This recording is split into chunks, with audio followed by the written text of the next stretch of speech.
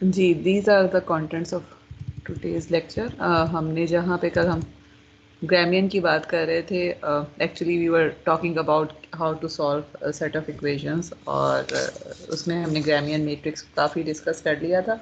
कल हम एक एग्जांपल हमने की थी एट द एंड, जिसमें we approximated exponential function using sub space और पॉलिनोमियल अप्रोक्सीमेशन. आज हम एक और एग्जांपल करेंगे. ये एग्जांपल छोटी सी एग्जांपल है, लेकिन इसको करवाने का मकसद जो है वो जस्ट एक चीज़ पे एम्फेसाइज करना है. So let's start with this example, और उसके बाद we will talk about another representation of Gramian के एक और तरीके से जो है आप उसी सेट ऑफ इक्वेशंस को सॉल्व कर सकते हैं, जिसको हमने अभी ग्रामियन यूज़ करके किया था. देन वी विल सी के उसमें और जो हमने अभी मेथड किया उसमें क्या डिफरेंस है, और उसके रेफरेंस से फिर we will talk about this example of linear regression. और लीनियर रिग्रेशन की जो एग्जांपल है बेसिकली ये मैटलैब में भी मैंने लिखी हुई है, आप लोग खुद ट्राई कर लीजिएगा, सिंपल सी एग्जांपल है. एनीवेज, और उसके बाद जो है we will talk about ortho basis, जो है हम रिविजिट करेंगे, and then we will see के ऑर्थो बेसिस के क्या क्या फ़ायदे हो सकते हैं, और बेसिस जो है उसको ऑर्थोगोनलाइज हम कैसे कर सकते हैं. और at the end we will do some more example अगर हमारे पास टाइम हुआ तो. सो एनीवे, सो जो को अभी एग्जाम्पल मैं करना चाहती हूँ वो ये कि लेट्स जस्ट से के हमारे पास जो है वो कोई भी वेक्टर स्पेस जो है that is defined as is actually linear functions over the interval 0 and 4. ठीक है, और इसमें से जो है वो हमने एक कोई फंक्शन ले लिया है x of t which belongs to this s, and x of t को हमने डिफाइन किया है to be equal to t when t is between 0 and 2 and 4 minus t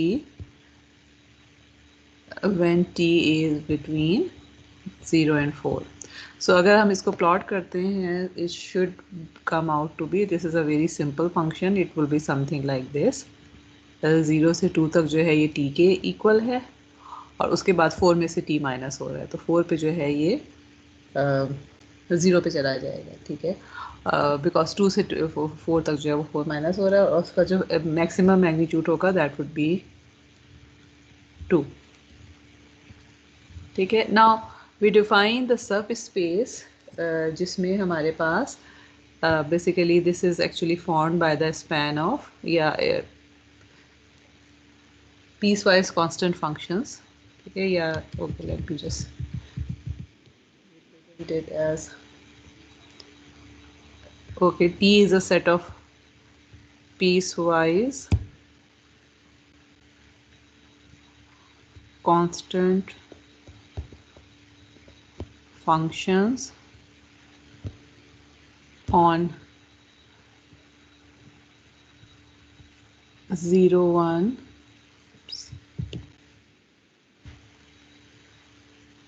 जो हमने एक एग्जांपल पे पहले भी किया था अगर आपको याद हो कि.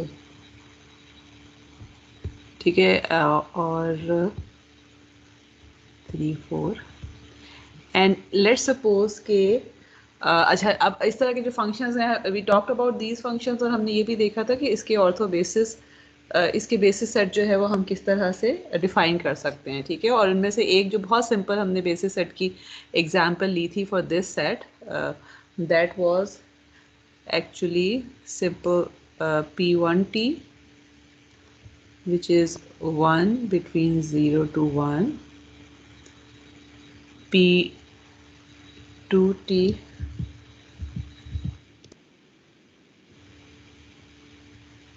which is 1 from 1 to 2,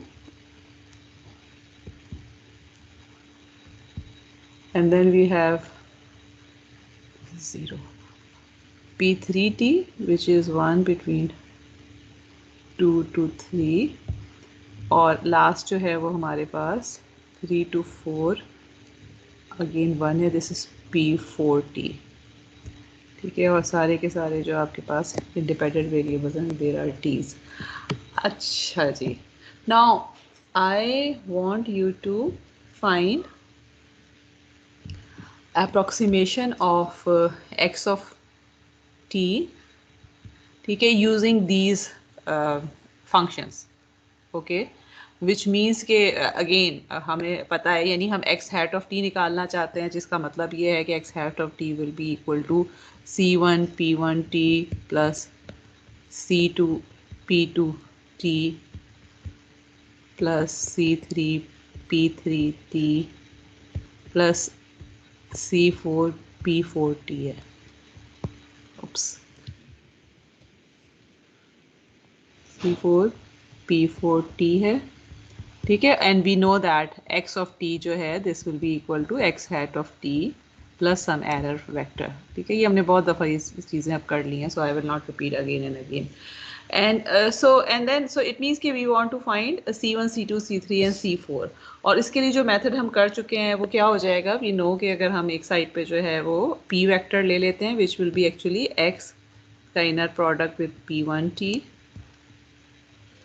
and then X का inner product with P2T and सारों के साथ हो जाएगा. And then here I will have a Gramian which will be P1T with P1T and then inner product जो इसी तरह से आ जाएंगे, और जो लास्ट हमारे पास होगा that will be P4T and P4T because these are the basis. और एट द एंड हमारे पास ये फॉर्मूला हो जाएगा, ठीक है. ये this is actually the set of equations या सिस्टम जिसके थ्रू जो है वो हम सीज के लिए सॉल्व कर सकते हैं.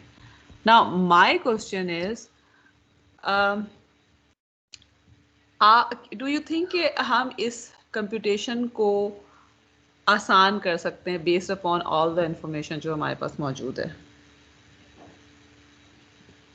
और let me put it in other way, मेरा क्लेम ये है कि हम इस कंप्यूटेशन को आसान कर सकते हैं बजाय इसके कि हम ये पूरी की पूरी कंप्यूटेशन करें. I can make it easy based on ma'am basis vector orthogonal हैं, तो जो डिफरेंट वाले मल्टीप्लाई हो रही हैं इसके अंदर आ रही हैं वो जीरो हो जाएंगे ना फिर. ओके, और ऑर्थोगोनल हैं खाली या ऑर्थोगोनल के साथ और भी कुछ हैं? They are actually orthonormal. Okay, orthonormal है, ठीक ऑर्थोनॉर्मल है, है तो सिर्फ यस मैम. हाँ जी, तो इसका क्या मतलब है कि ये जो पूरे का पूरा basically this is a very simple example, लेकिन इस एग्जांपल को सिर्फ और सिर्फ करवाने का मकसद ये था कि you just need to figure realize कि जब भी आपको इस तरह की कोई एग्जांपल गिवन होगी तो फर्स्ट ऑफ ऑल जो चीज़ आपने ऑब्जर्व करने की कोशिश करनी है वो ये कि जो set of basis vectors given हैं आर दे ऑर्थोनॉर्मल और नॉट. ठीक है, अगर ऑर्थोनॉर्मल नहीं है तो आर दे ऑर्थोगोनल और नॉट. और हमें पता है कि ऑर्थोगोनल के लिए जो है वो क्या कंडीशन है कि आपके पास p i into p j is zero for i not equal to जे.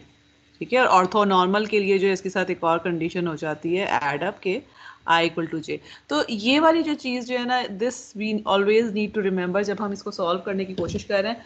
तो अगर ऑर्थोनॉर्मल है तब तो बहुत ही आसान है कि this R will become equal to I because of the fact कि ऑर्थोनॉर्मल है. ऑफ डायगोनल ज़ीरो हो जाएंगे बिकॉज कोई भी दो जो हमारे पास वेक्टर्स हैं उनका इनर प्रोडक्ट ज़ीरो आ जाएगा.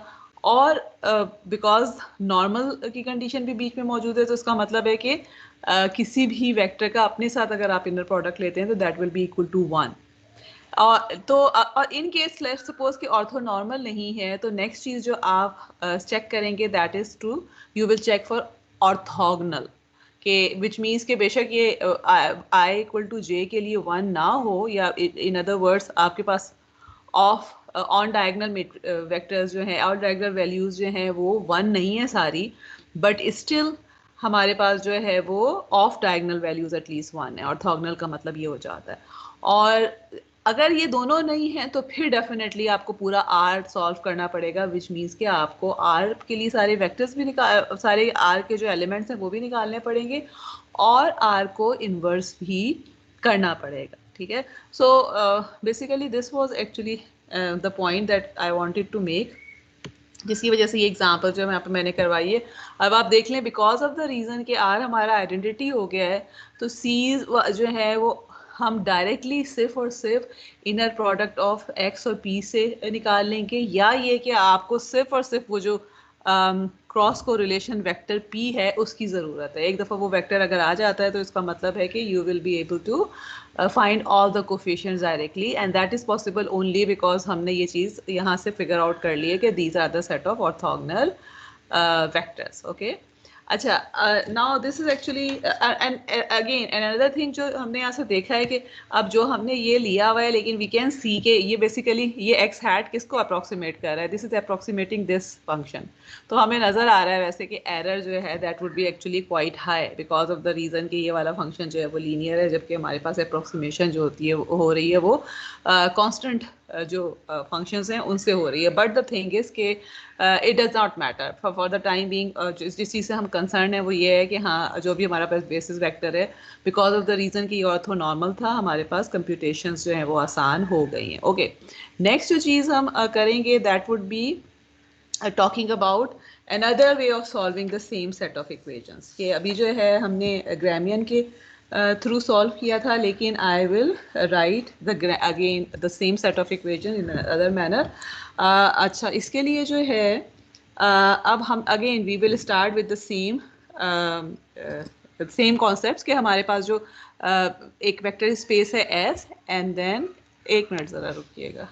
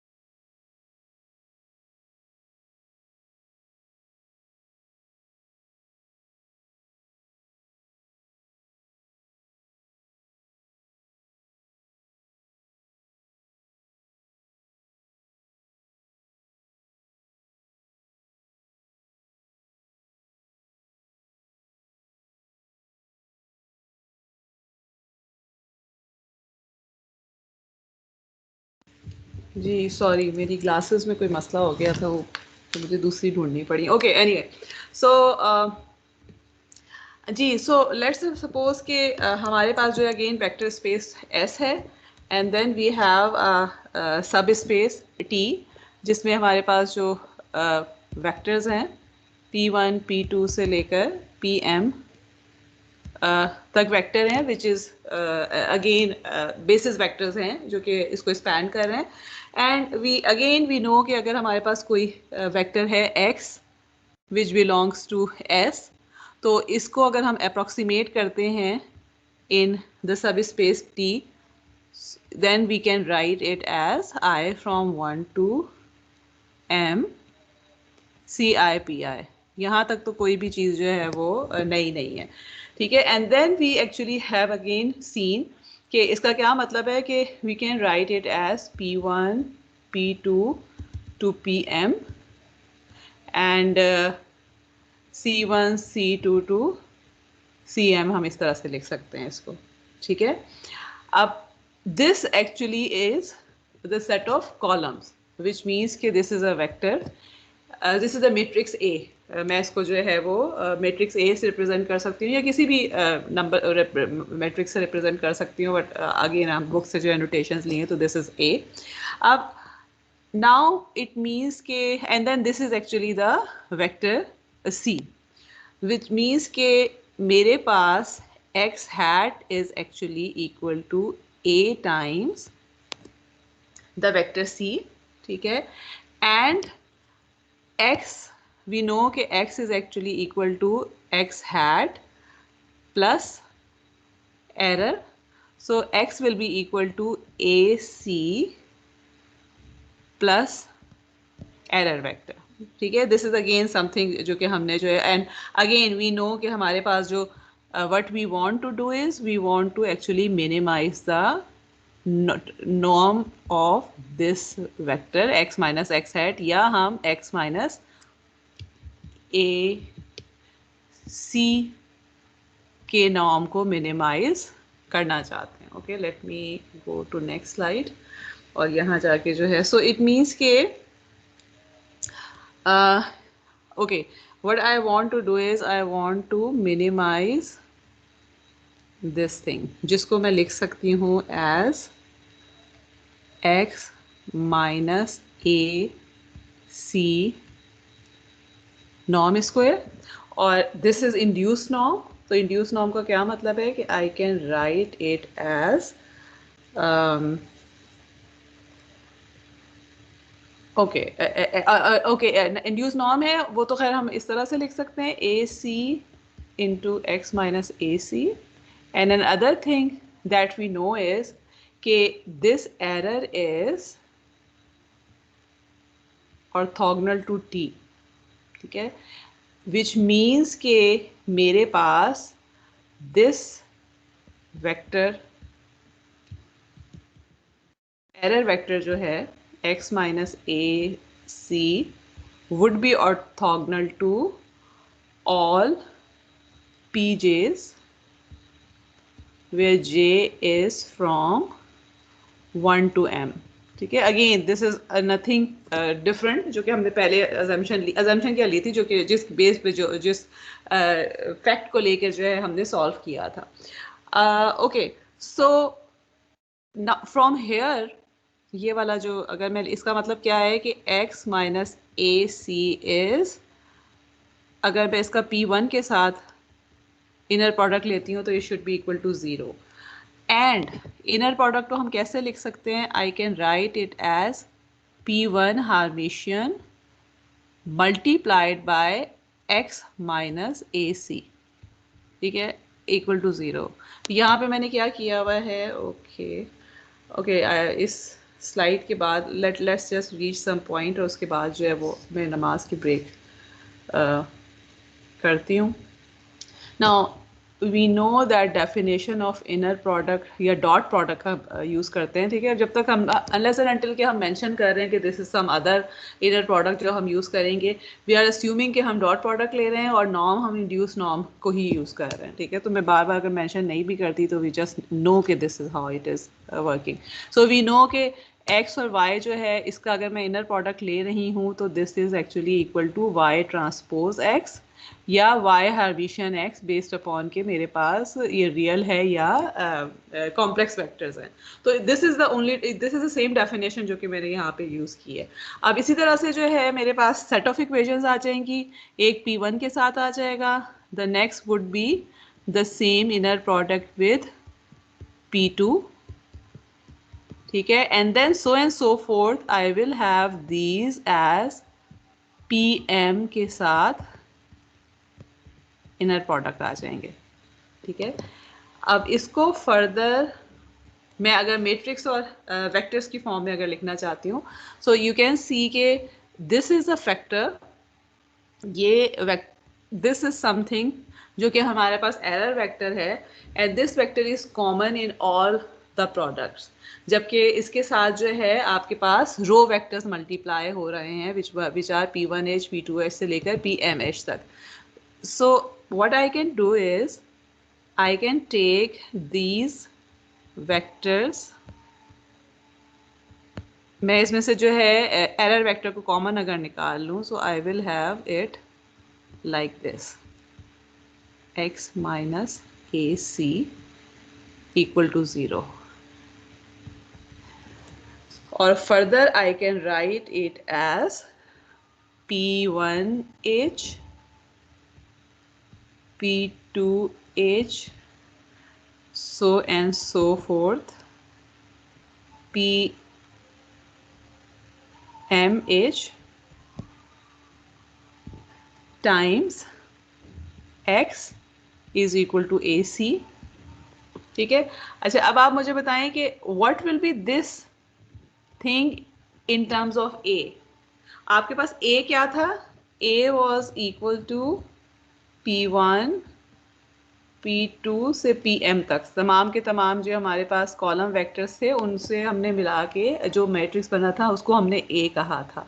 So what is this now? What are these? आपके पास जो कॉलम्स थे हमने उसको P1H क्या रिप्रेजेंट कर रहा है? Anyone?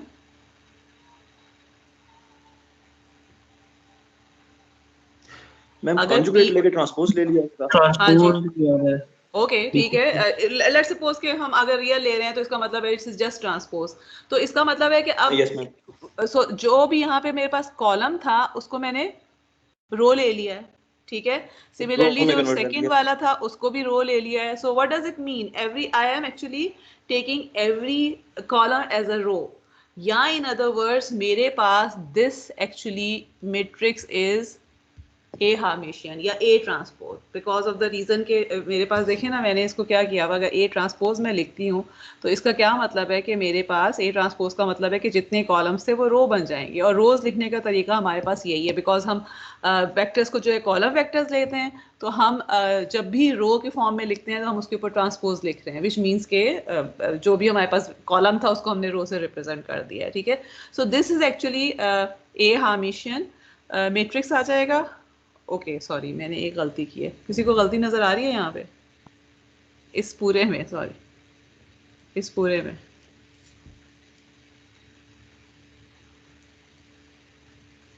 जी कोई गलती नज़र आ रही है? मैम ये जो मैट्रिक्स ये अच्छा है, ये मल्टीप्लाई हो रहा है दोनों के साथ. हाँ जी बिल्कुल, दोनों के साथ मल्टीप्लाई हो रहा है. ठीक है. So actually what I should have done was कि इंस्टेड ऑफ टेकिंग मतलब बजाय इसके कि मैं पहले दूसरी साइड पे ले जाऊँ, basically let me just do it. उसके बाद हाँ जी, तो ये मेरे पास जो है P1H P2H से लेकर PMH तक है, and then I had x minus, इसको मैं एक्चुअली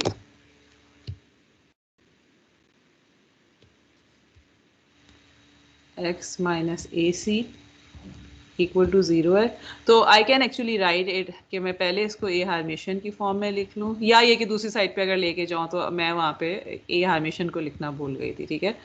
इक्वल टू 0, या in other words this will come out to be A Hermitian x minus A Hermitian AC equal to 0. Okay. और I have this thing A Hermitian AC.